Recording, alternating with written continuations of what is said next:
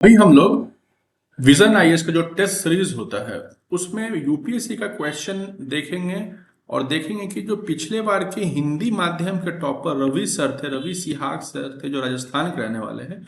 उन्होंने जो टेस्ट दिया है उन टेस्ट की मदद से वो टॉप किए।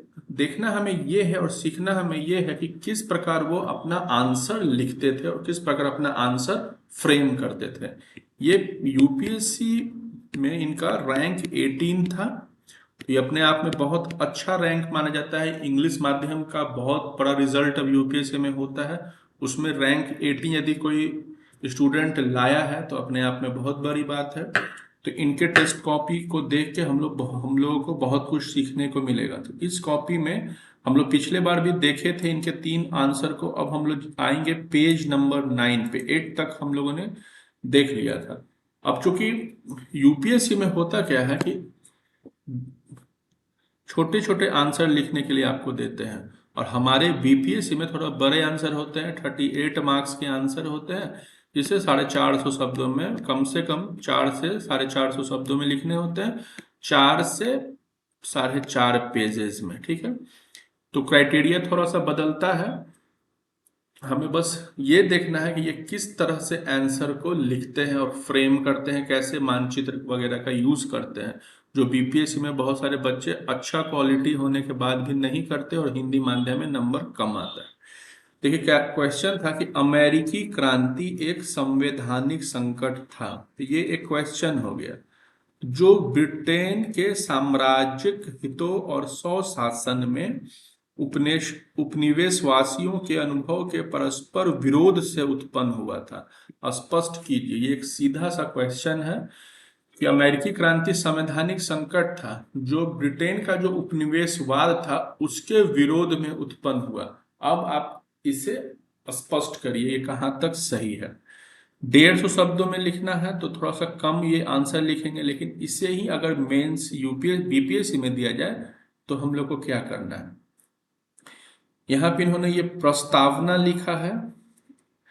थॉमस जेफरसन व जॉर्ज वाशिंगटन जैसे नेताओं के नेतृत्व में अमेरिकी अमेरिकी अमेरिकी वासियों ने 1789 में संविधान का निर्माण एक लंबी लड़ाई के बाद प्राप्त किया। यह क्रांति विभिन्न हितों से प्रेरित थी। स्ट्रेट फॉरवर्ड है कि जो अमेरिका में जो आज़ादी मिली, संविधान बना, उसके पीछे कारण क्या थे, कौन से 2 महत्वपूर्ण लोग थे। फिर इन्होंने ये प्रस्तावना लिखा है 5 लाइन का, इसलिए क्योंकि आपको 150 शब्द में ही लिखना है। बस आप इमेजिन करिए कि यदि बीपीएससी में दिया जाएगा तो हम लोग इसे 7 लाइन में लिखेंगे। आप देखिएगा इनका सभी का सभी प्रस्तावना 5 लाइन में है, क्योंकि यूपीएससी में प्रस्तावना 5 लाइन का ही 10 नंबर में लिखना होता है और हमारे बीपीएससी मेंस में जो 38 नंबर का क्वेश्चन है वो 7 लाइन में। उसके बाद इसमें हित के बारे में दिया है कि ये जो स्वतंत्रता था इसमें किसका क्या हित था। तो एक इन्होंने डायग्राम बनाया, जो हम लोग पिछले वीडियो में बात किए थे कि जिन एक स्टूडेंट का 160 नंबर था जीएस पेपर 2 में, अच्छा लिखने के बाद भी नंबर कम क्यों आया। उसके पीछे कारण था कि वो डायग्राम फ्लो चार्ट का यूज नहीं करते थे, सीधा सीधा आंसर लिखते थे। यहाँ पे साफ साफ है, छोटे छोटा आंसर है। इंग्लैंड का क्या हित था ये यहाँ दे दिए, अमेरिका का क्या हित है ये यहाँ पे दे दिए, दोनों का तुलना भी हो जाएगा। फिर इंग्लैंड के औपनिवेशिक हित, इंग्लैंड के आर्थिक हित, फिर टॉप डाउन शासन, गवर्नर के अधीन, और यहाँ पे अमेरिकी की स्वतंत्रता की चाह, अमेरिकी प्रतिनिधित्व के बिना कर नहीं का नारा। अब यहाँ पे हम देख रहे हैं कि अमेरिकी प्रतिनिधित्व के बिना कर नहीं का नारा, यहाँ पे ये अंडरलाइन किए हैं, जो हम लोग पिछले वीडियो में बात किए थे कि की पॉइंट को किस प्रकार अंडरलाइन करना है, किस प्रकार डायग्राम में उसे फ्रेम करना है। फिर और छोटे छोटे पॉइंट बनाने, तो छोटे छोटे ये पॉइंट बनाए हैं, समझना भी आसान है। अब इसमें उदाहरण भी दिया, आंसर में उदाहरण भी होना चाहिए था। उपर्युक्त हितों के उदाहरण, यहाँ पॉइंट हुआ, इसे घेर दिया गया। बीपीएससी में आप पॉइंट को घेरिएगा मत, उसमें अंडरलाइन कर दीजिएगा, ठीक है। थोड़ा सा अलग अलग बोर्ड का अलग अलग तरीका होता है, तो बीपीएससी में हम लोग को अंडरलाइन करना होता है। यहाँ पे ग्रैंड विले की नीति एक उदाहरण है, और यहाँ से आंसर इन्होंने फ्रेम किया है, जो बहुत बेहतर तरीका है। आगे हम लोग देखते हैं, और यहाँ पे तीन पॉइंट में इन्होंने आंसर लिखा है। हम पिछले बार भी हम लोग बात कर रहे थे कि पैराग्राफ 3 लाइन 4 लाइन से ज्यादा नहीं होना चाहिए, तो इनका भी देखिए पैराग्राफ मिनिमम 2 3 4 लाइन का है, क्योंकि ये 10 नंबर का क्वेश्चन है। फिर कंक्लूजन, इनका जो कंक्लूजन, ये कंक्लूजन हो गया 7 लाइन का, 1 2 3 4 5 6 7। हम लोग को मेंस बीपीएससी में भी 7 लाइन का कंक्लूजन देना है। जो भी की पॉइंट है उसे इस तरह से अंडरलाइन करते हुए आगे बढ़ना है। यहाँ क्या लिखा हुआ है, उपर्युक्त कारकों ने अमेरिकी लोगों में यह भावना भरी कि जहां हमें प्रतिनिधित्व प्राप्त नहीं है, उनको हम पर कर लगाने का अधिकार नहीं है, जिसका परिणाम गवर्नर शासन के विरुद्ध असंतोष और बोस्टन टी पार्टी से होते हुए एक संवैधानिक संकट के रूप में, क्रांति के रूप में बाहर आया। हम लोग देख रहे हैं कहीं भी कोई हिंदी की अशुद्धियां नहीं है, राइटिंग भी एग्जामिनेशन हॉल के अनुसार बेहतर है। आप एक भी लाइन आप ऐसा नहीं देखिएगा जो कविता फॉर्म में है।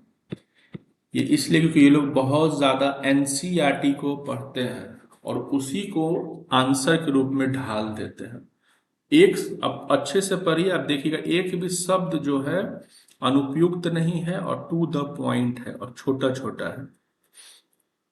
अगला क्वेश्चन हम लोग देखते हैं, आखिर इन्हें नंबर ज्यादा मिले क्यों हैं। अगला क्वेश्चन है ज्योग्राफी का, कि पश्चिमी विक्षोभ की, वेस्टर्न डिस्टर्बेंस की परिघटना को समझाते हुए भारतीय मौसम प्रणाली पर इसके प्रभाव की विवेचना करें। आपको पश्चिमी विक्षोभ का परिभाषा देना है बस। उसके बाद पॉइंट वाइज में जो हमारा जो मौसम है, उस मौसम में ये किस प्रकार से परिवर्तन लाता है, क्या इफेक्ट डालता है, बस उसे ही बताना है पॉइंट वाइज। तो इसका परिभाषा देते हुए इसे हम लोग 5 7 लाइन में 5 7 पॉइंट में डील कर देंगे। देखिए यहाँ लिखा है, पश्चिमी विक्षोभ उपोष्ण कटिबंधीय चक्रवात होते हैं जो पूर्वी भूमध्य सागर पर शीत ऋतु में पैदा होते हैं। इनका भारतीय जलवायु पर भी प्रभाव पड़ता है। अब देखिए तीनों लाइन इंपॉर्टेंट है।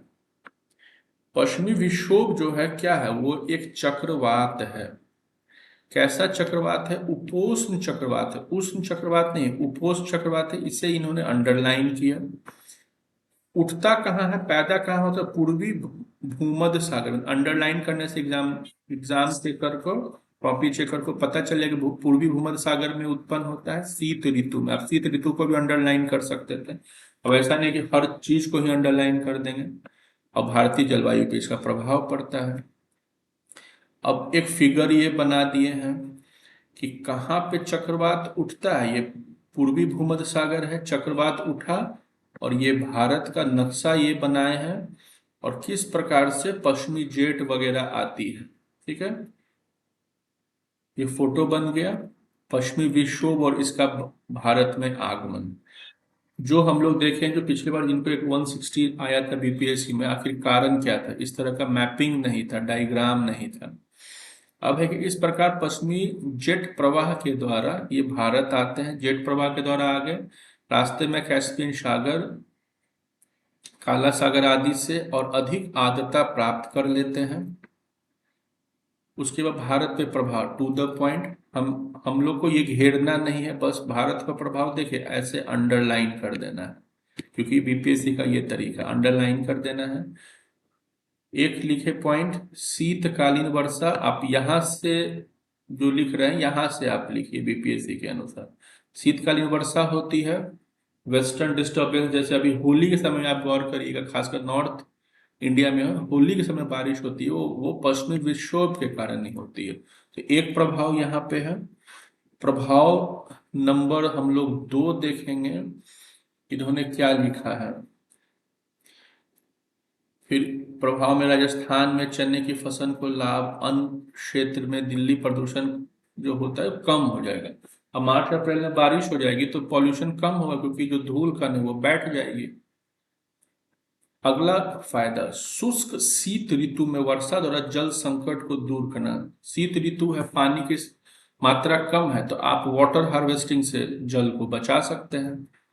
तीसरा पॉइंट इन्होंने देखिए, हाँ एक चीज जो हम लोग बार बार देख रहे हैं, हम लोग जो बात करते हैं कि 4 लाइन से ज्यादा पैराग्राफ नहीं हो, ये लोग 3 लाइन में पैराग्राफ दे रहे हैं। हम लोग को बस मैक्सिमम 1 लाइन और बढ़ाना है, क्योंकि हम लोग को 450 शब्दों में लिखना है, ठीक है।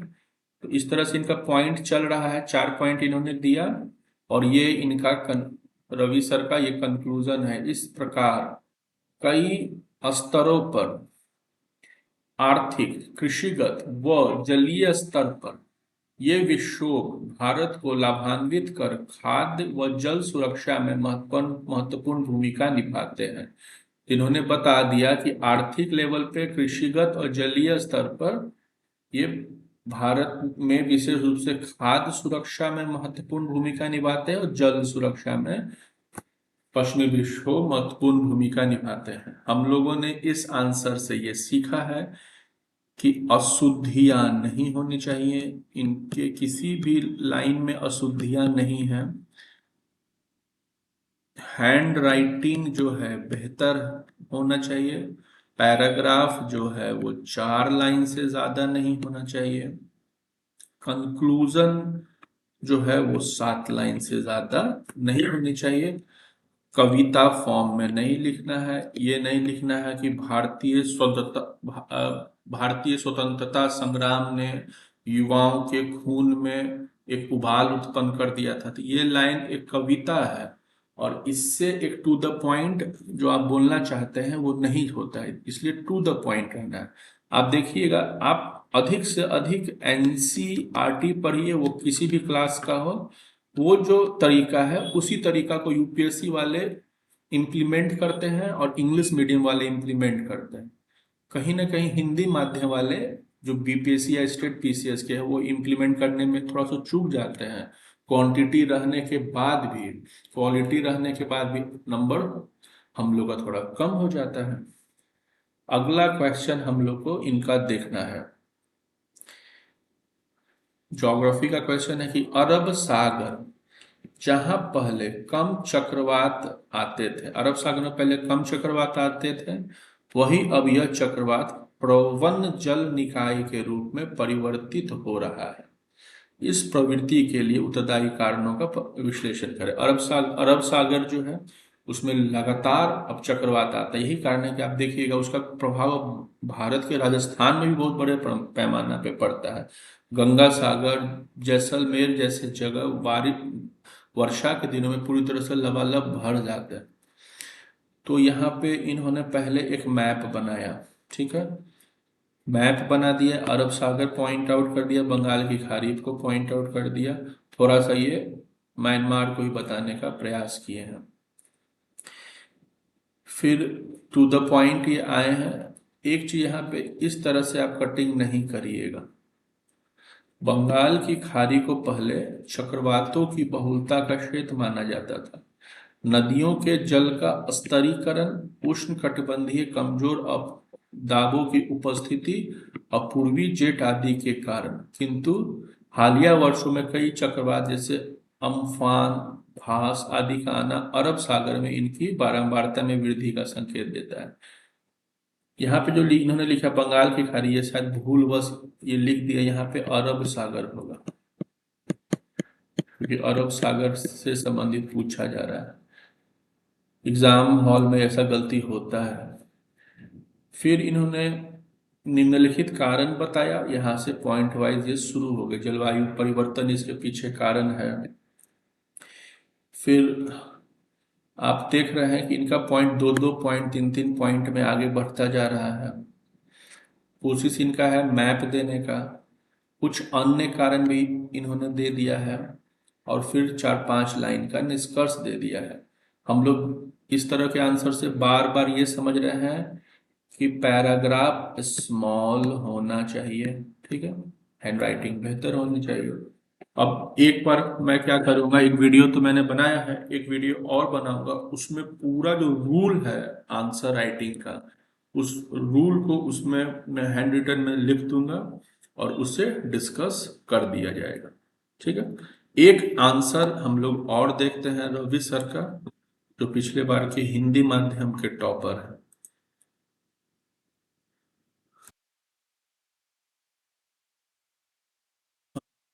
अगला क्वेश्चन भी ज्योग्राफी का है।